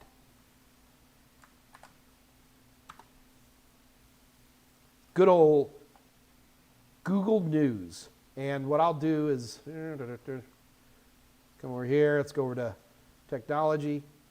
And I find that Google News does a pretty good job in terms of giving me the type of information I'm looking for, especially announcements of new technologies that are coming out, Windows upgrades, stuff like that, which you wouldn't normally expect. Good stuff on gadgets. So if you're interested in a new watch or something, this is also a great one to go to. All right, so those three are probably my main, what I call general sites, where I'm not looking for anything at all specific in terms of news, so I'll tend to go to those for general information. Guys, there's plenty of other sites, okay? Remember, I'm answering the question, what does Mike look at? So that's all I'm answering here today. If you have other sites, that's fantastic. God bless you. I'm always glad to hear what other people do, but these are the ones I like. So now what I want to do is talk about hardware. So obviously, I do a lot of hardware. So for me, hardware is an important topic, and let's take a look at some of the places I like to go to here. Now, the first one I'm always going to go to is good old Ars Technica. Ars Technica is also one that's been around for a while. Ars Technica is not limited to hardware. However, that's usually where it shows its most interesting stuff, and I like it. Very generalist. Da-da-da. But if you really want to be a nerd, probably my go-to place for nerddom is good old Tom's Hardware. Let me show you Tom's.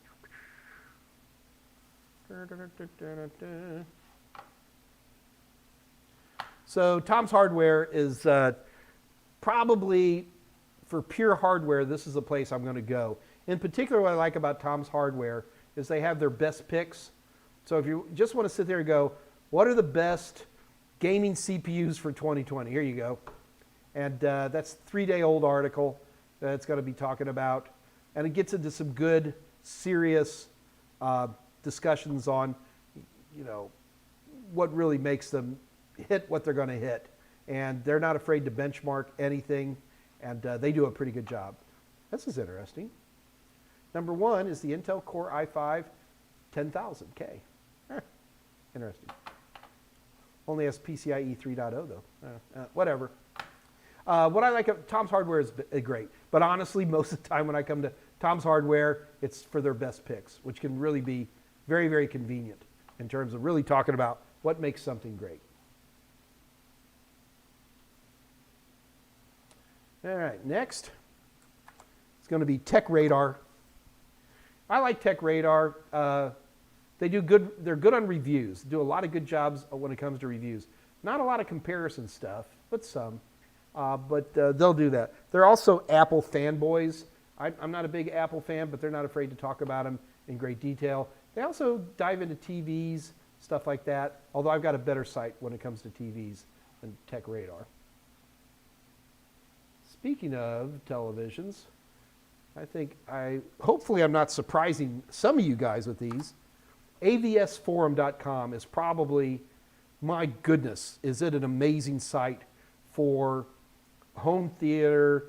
You know, you're looking for the best, you know, right now, is it OLED or QLED, and what people are fighting for them, and you know what people are looking for. AVS Forum is absolutely amazing.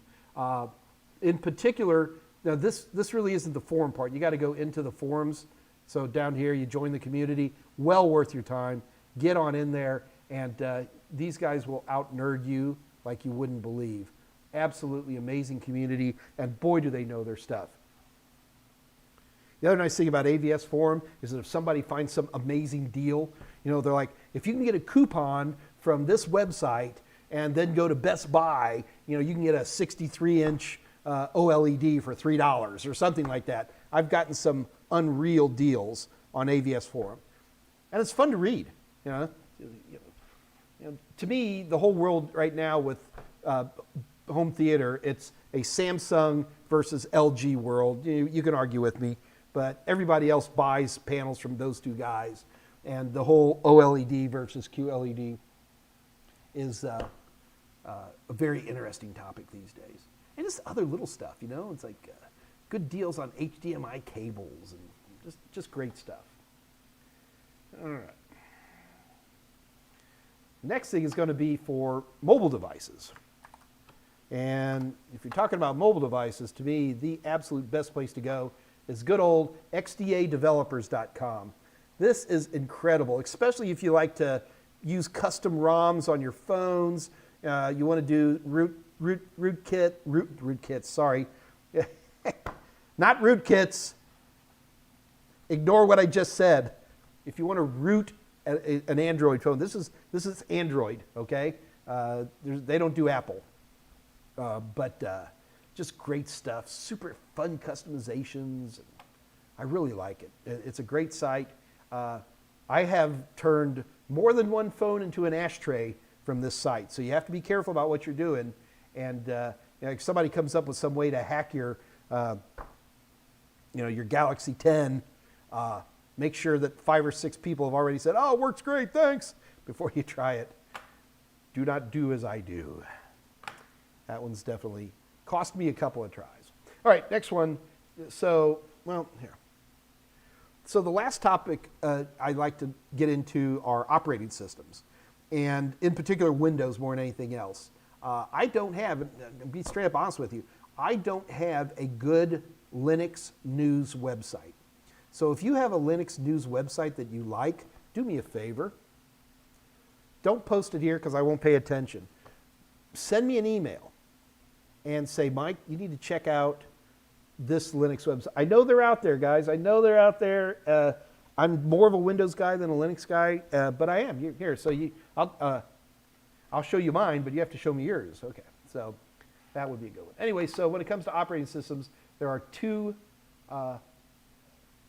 sites that I like a lot. First one's called Windows Central. So Windows Central is another older site, been around for a while. A new version of Office is on the way that doesn't require a subscription. What the? Dink-a-dink.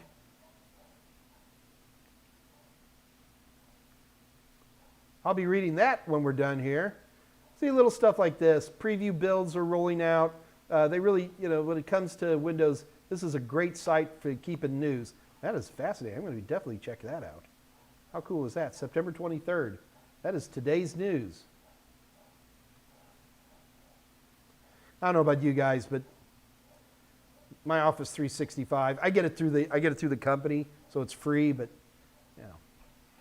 software as a service, huh? All right. So that's one. And then the last site I want to show you is Thurrott.com. This is Paul Thurrott. I've met this guy a couple of times. He is assembled from the parts of lesser nerds, to say the least. Paul's been a presenter and a blogger for a long time, and definitely does a great job. He concentrates primarily on Windows, but he's not afraid to talk about other stuff too. He does a lot of interesting cloud and stuff, which I like quite a bit. And the other one is he's got some good podcasts. When I get all this together, I will definitely bring this guy's name back up.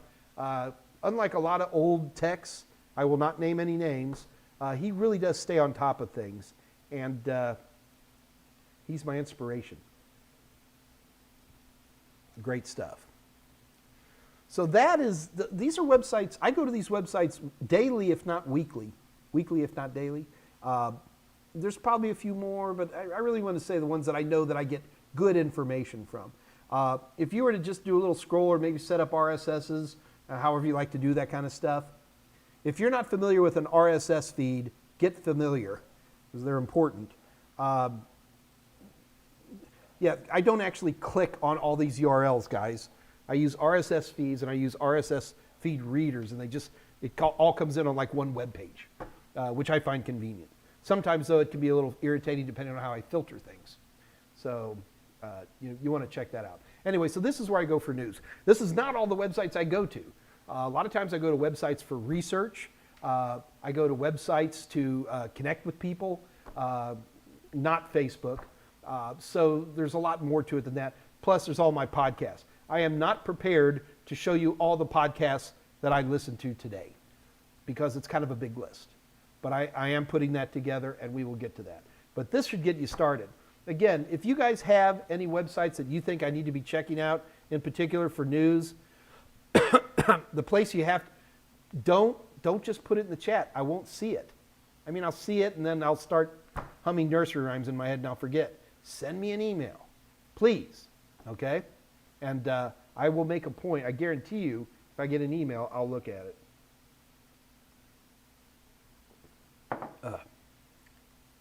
So hopefully that gives you guys some ideas of what Mike Meyers does.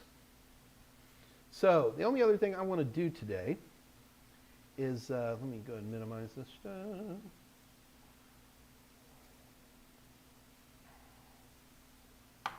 Cool. How are we chatting here, kids?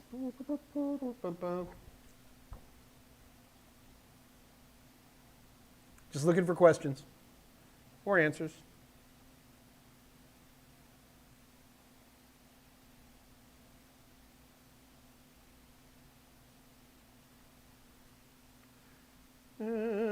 Eduardo Gray, Eduardo Gray, first-time viewer, welcome. I already welcomed you, Cyberdog. I'll welcome you again. What the heck? Cyberdog's already gone. Back to work. Mo Shockey. Like I said, I'm going to put that together because right now my podcast, which is really I just use my phone for podcasts. It's a mess. Absolute mess. We'll get there. Packet pushers, yes. Yeah, oh, that's Dave Rush. Yes, okay. Mm-hmm.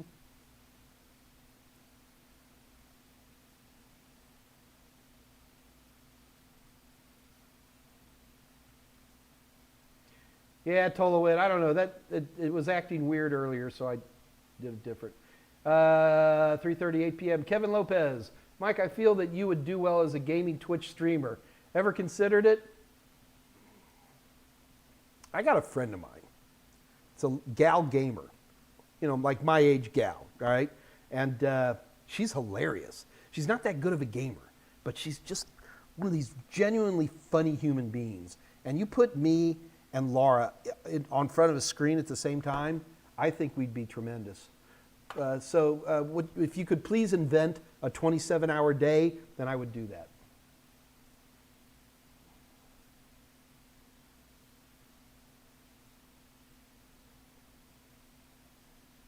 Kevin Lopez. I heard a company perfected a look-alike MacBook charger that will keylog. Oh, yeah. Kevin Lopez. Check out a company called, you ready? Hold on, let me make sure I can pull this up. I store it. It's called Hack5, HAK5. They make some wonderful keyloggers that look and act exactly like a charger. Okay. All right, so I think we got everybody. Listen, I do want to remind you, first of all, do remember, just because you were kind enough to show up today, that we are giving away all kinds of stuff. Not giving away. We are selling on our website 50% off all of our A+, Net+, Total Testers, and our Total Tester combination simulation. So if you want some performance-based questions and some regular questions, we sell those as separate products. And we also have a Security Plus Total Tester. All you have to do is go to www.totalsem.com and order lots of stuff. And then all you got to do is at checkout, type in MMLive921, and you get 50% off. Guys, we're already cheap. This is ridiculously low priced. And we were giving it away. So please definitely check that out as well. While you're over at www.totalsem.com, check out our blog. You're going to have to scroll down towards the bottom of the page. This is all the information about this Friday when Dr. Eban Upton, see, Scott, I was comfortable until you started correcting me. The father of the Raspberry Frickin' Pi is going to be on. Dave Rush will be hosting this Friday. I'll be on as well to color commentary and cat juggle or whatever they want me to do in the background. And it should be an absolutely fascinating discussion. And on top of that, we're going to be giving away 4 Raspberry Pi 4Bs with power supplies and groovy cases. And we're not going to give it away. I'm not going to give you a keyboard or a mouse or a monitor. Go get your own damn ones. But we got all the rest there for you. It is going to be an absolutely amazing. It's going to be this Friday. Go to www.totalsem.com. While you're ordering, go down to the blog and check out. There's lots of extra details in there to tell you guys all about that.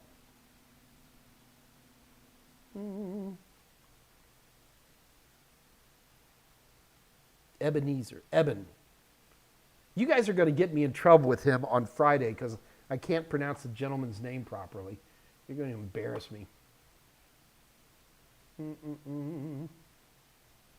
Brandon, there's lots of different keylogger type tools. Okay, you guys understand, you plug in a keylogger into somebody else's computer without their permission. In the US, that's a federal felony. That's like federal go to you-know-what prison. So these are not the kind of things they're used by penetration testers. They're used by people who are doing vulnerability assessments who have signed permission to do this stuff. So I know it's all fun for us to kid around and joke.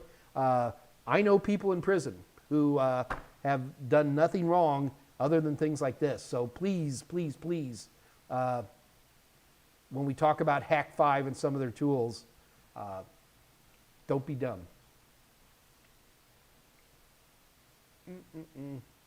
Yes, Ian got the reference. Yes, I will conduct the Pi giveaway contests.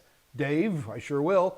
And I'll tell you what, I'll stick with Dr. Upton. That's probably a better idea. Elbow, any idea what format the pie giveaway will be? Oh, yeah. It's just a chance to win kind of a thing. You know, I'm actually going to be reduced to doing things like guess a number between 1 and 500. Yeah, trying to give it a little, try to make it a little more fair. You know what I mean? As opposed to my relatively unfair giveaways that I usually do. Jason Grant, which penetration cert do you recommend? CompTIA. Man, I got to tell you, Jason, right now there's a lot. I love CompTIA. I mean, let's face it, I've made good money making CompTIA testing products. But I never really looked at CompTIA in terms of security. Security Plus, which is a great certification, to me is like a survey of IT security course. You know, it's so broad. But with CYSA and CASP and Pentest Plus and stuff like that, CompTIA is really starting to show up on a lot of people's radar. I like Certified Ethical Hacker, but I gotta be honest with you, number one, they're crazy expensive, okay? And then number two, you really have to use their training materials. And to me, that always felt like a conflict of interest. Yeah, Mike, you're just saying that because you're right training materials. No, not really. CompTIA, I feel, well, until recently, always did it right by having third parties create the training materials, because I feel that there should be a separation. Now, yeah, CompTIA is now making their own materials. They're garbage. But I really do. They still support the partners, as they call it, a lot better. So I've also have knowledge about Pentest Plus versus Certified Ethical Hacker, and I think Pentest Plus is harder than CEH. And it's getting some noise out there. So, I mean, it's not a million times harder, but it's hard.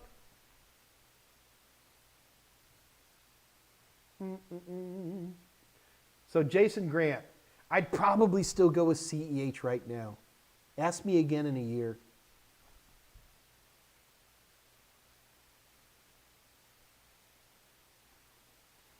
Justin Kinsey, come back on Friday. We're giving away pie. We've got pie.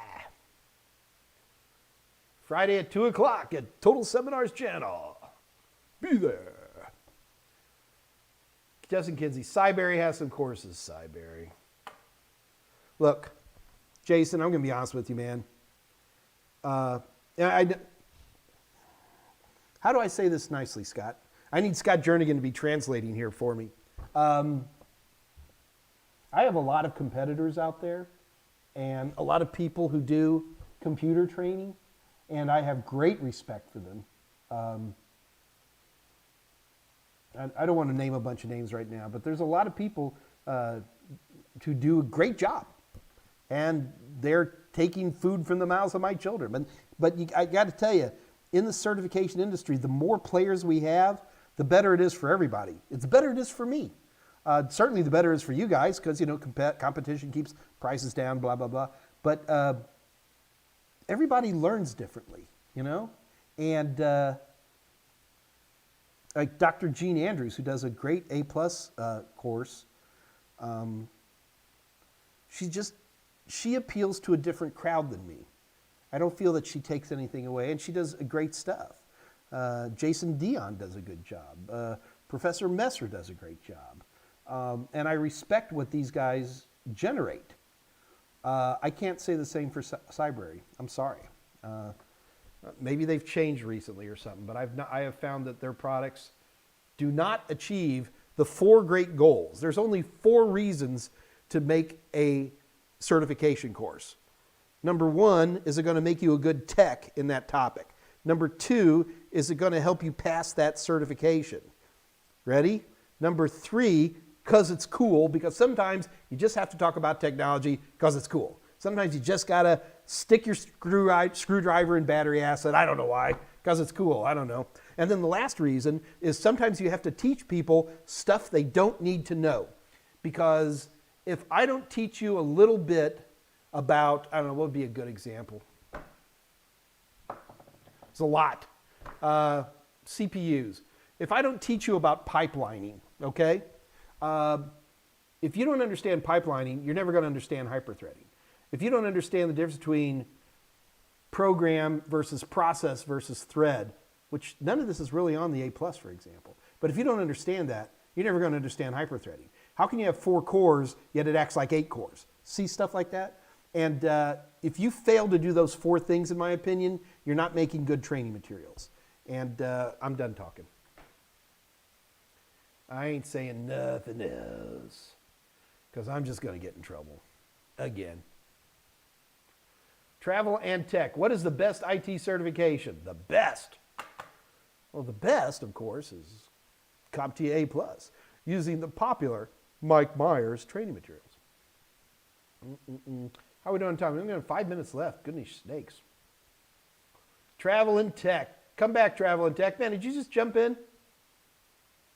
Yeah. I like Professor Messer too, Justin. I've actually met him. Nice guy.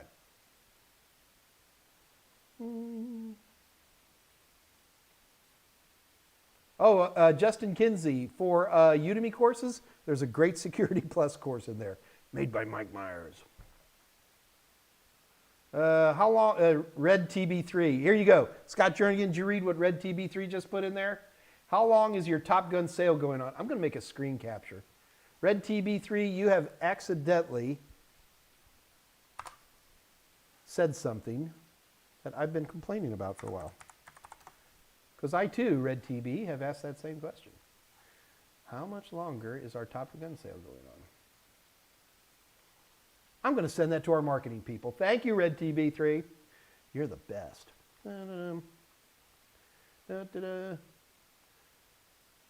Dr. Quinn, at Scott Jernigan, what did he just say?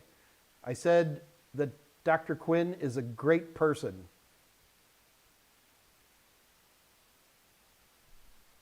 Because you are. Okay.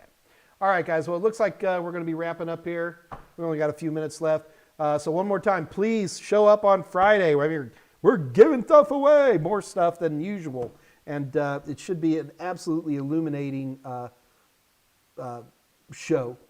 And, so that could be fun. Remember one more time, if you have any questions, send me an email directly. If you're nervous to ask questions, michaelm@totalsem.com. And we're always here for you to answer whatever questions you might have. But I think that pretty much covers it. Scott, did I get everything? I think I got everything covered. I think we've done all right. Yeah, I think we're good. All right, guys. Well, listen, I'm going to let everybody go. Folks, thank you so much for showing up. Y'all have a great weekend. Well, no, we're going to see you guys in 2 days, this Friday. So until then, this is going to be your Uncle Mike signing off saying, I'll be talking to you kids later. So this is your Uncle Mike saying, good night.